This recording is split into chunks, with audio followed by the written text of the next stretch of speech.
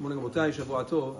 The Gemara in Masechet Berachot Daf Samach Bet tells us that when a person is in the restroom, he has to act with modesty and silence. That's the Ramah in Shulchan Aruch.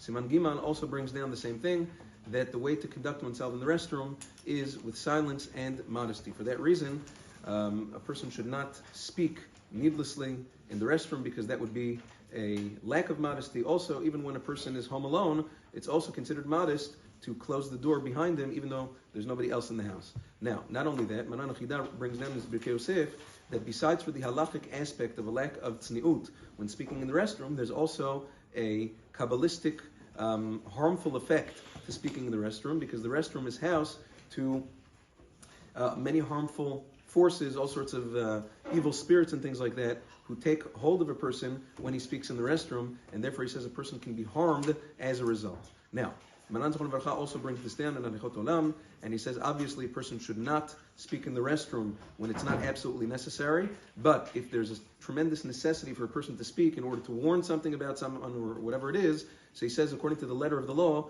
it is permissible, especially when factoring in the opinion of Hagon Yabitz in the Sefer Moruch Tzia, who says that nowadays restrooms are not inhabited by evil spirits and demons and things like that, because nowadays we have our restrooms in places where people are, where it's inhabited by human beings. In those times, they used to have their restrooms in the fields where nobody was, and evil spirits and demons would take hold in those places. But nowadays that we have all our restrooms are in the house, so there's no concern for that. So if there's a real good reason to speak in the restroom, according to the letter of the law, if a person needs to do it, he may, but otherwise just to have long, drawn-out conversations, that's certainly asur, and a lack of tzniut. Have a wonderful day. Shabbat.